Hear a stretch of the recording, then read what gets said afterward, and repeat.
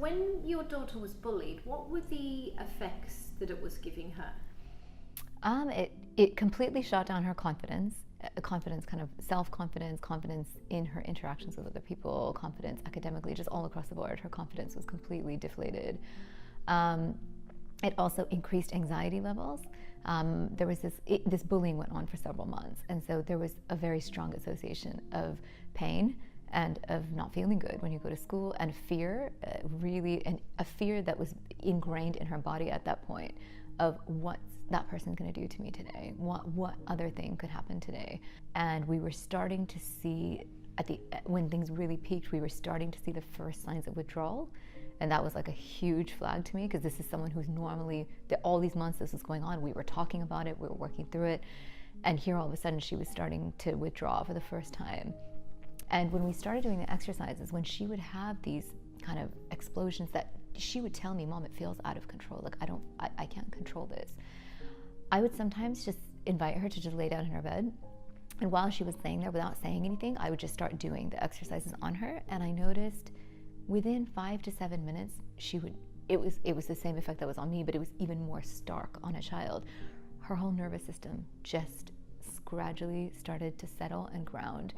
And she went from being in that Moro reflex mode of flight and fright and freeze. She went from that mode to being herself.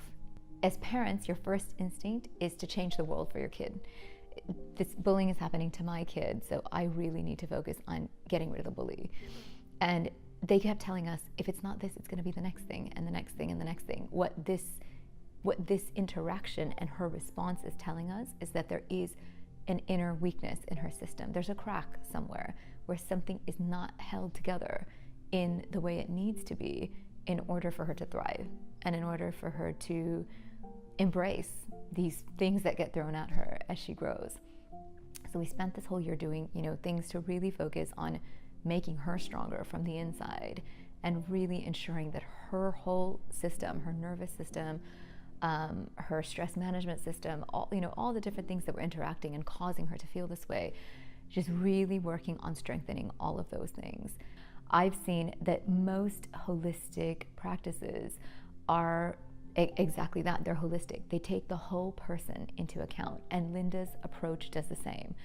What I see Western science, if you want to call it that, or mainstream science doing, and especially mainstream healthcare, like medically related science, it very much zooms in and tries to make a problem isolated and tries to really look at it in a silo.